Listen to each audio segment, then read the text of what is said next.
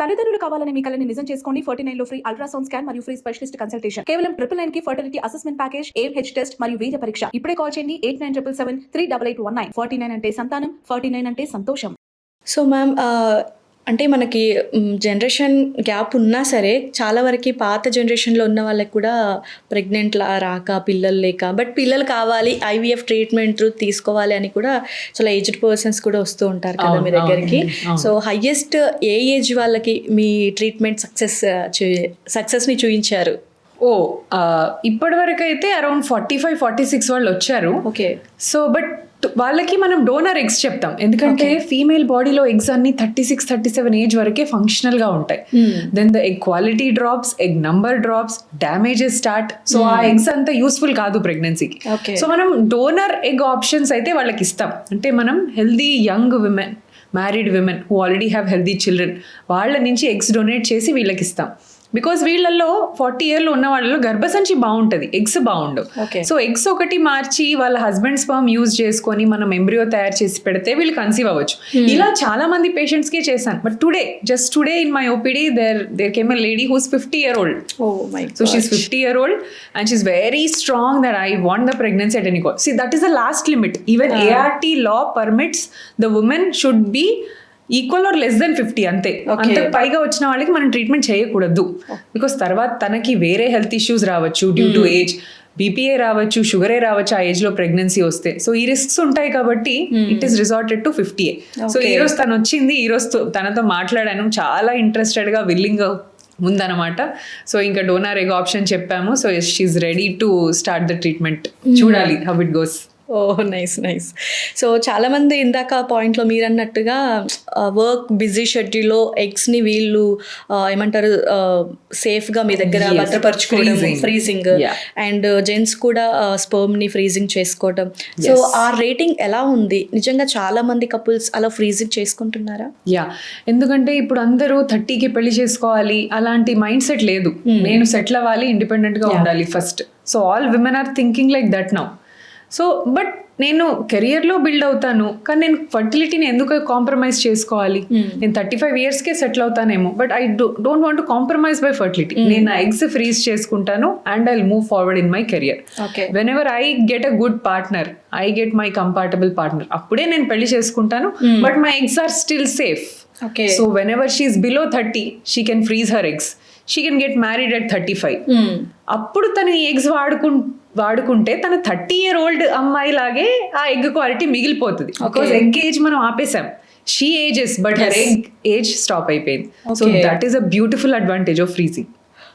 Previous young age లో దాన్ని freezing చేసుకుంటే ఫర్దర్ యూజ్ చేసుకోవచ్చు. ఎగ్ అక్కడే 30 years లోనే ఉంది, తను 35 అయింది, 36 అయింది, బట్ నువ్వు ఇంకా younger egg with good quality egg తో కన్సీవ్ అవుతున్నావు. ఓకే. సో ఈ ఎగ్ ని అంటే వీళ్ళకి ప్రెగ్నెన్సీ వచ్చేలాగే మీరు ఇంజెక్ట్ చేస్తారు మళ్ళీ. సో ఈ ఎగ్స్ ని తీసుకొని పార్ట్నర్ దొరికిన తర్వాత స్పర్మ్ తీసుకొని మనం బేబీని తయారు చేసుకుంటాం. బేబీని తనకి ఇంప్లాంట్ చేస్తాం. ఓకే. సో ఈ టెస్ట్ ట్యూబ్ బేబీస్ అనేది ఎలా జరుగుతుంది ప్రొసీజర్? సో ఎగ్స్ ఇప్పుడు సపోజ్ ఫ్రీజింగే మాట్లాడుకుందాం.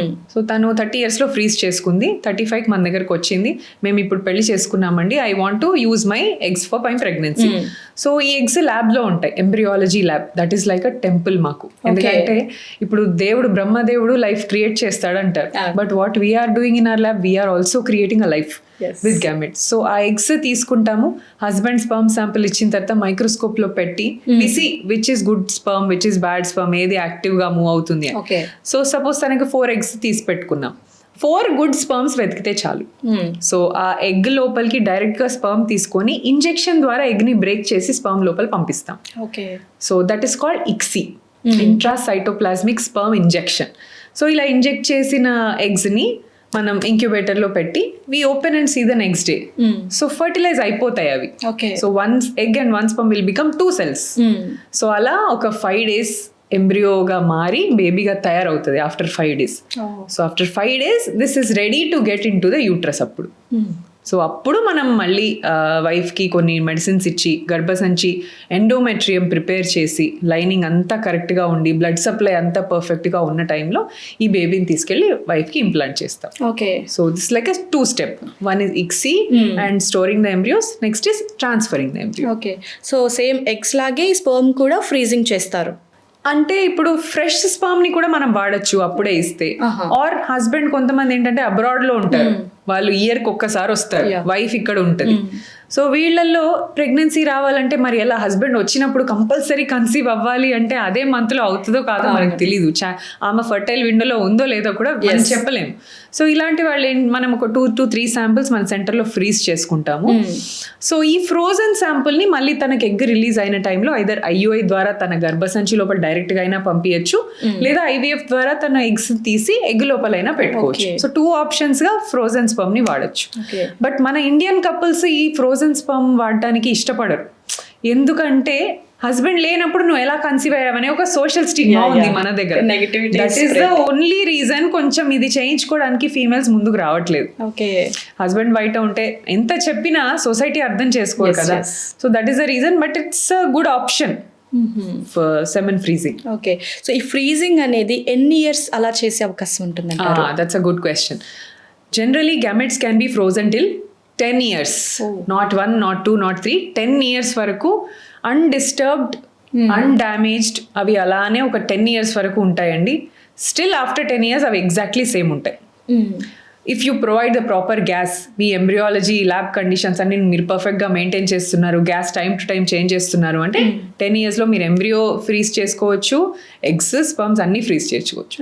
ఒక కపుల్ ఉన్నారు, ఫస్ట్ టైం మన దగ్గరకు వచ్చి కన్సీవ్ అయ్యారు IVF ద్వారా. వాళ్ళకి ఎంబ్రియోస్ ఎక్సెస్ మిగిలాయి. ఫస్ట్ అటెంప్ట్ కే వాళ్ళకి పెట్టిన ఎంబ్రియోతో ప్రెగ్నెన్సీ వచ్చేసింది. ఇప్పుడు ఆ బేబీకి 3 years ఉంది. Now they want second pregnancy. So ఆ స్టోర్డ్ ఎంబ్రియోస్ ని మళ్ళీ వాళ్ళు సెకండ్ ప్రెగ్నెన్సీకి ప్లాన్ చేసుకుంటున్నారు ఇప్పుడు. సో 3-4 years అయిపోయింది, embryos are good. Okay, so freezing 10 years అంటే 10 yearsకి సంబంధించి ఏమైనా ఛార్జ్ ఉంటుందా, లేదంటే ఫస్ట్ ఫ్రీజింగ్ ఏదైతే ఉంటుందో? అబ్సల్యూట్లీ, బికాజ్ మనం ఏది స్టోర్ చేయాలన్నా we need the gas, we need proper temperature, pH maintenance అన్నీ ఉంటాయి కదా. సో దిస్ గ్యాస్ కి సంబంధించి ఫ్రీజింగ్ కి మనకు ఎక్స్పెన్సెస్ ఉంటాయి అన్నమాట. సో మనం రిప్లెనిష్ చేస్తున్న కొద్దీ we need to pay. Okay, so 10 yearsకి పే చేసుకోవాలి. If you want to freeze it for 1 year, you can pay for like that. For how long you want to freeze, దాన్ని బట్టి amount ఉంటుంది. Okay, so freezing అనే option కూడా బాగానే ఉంది.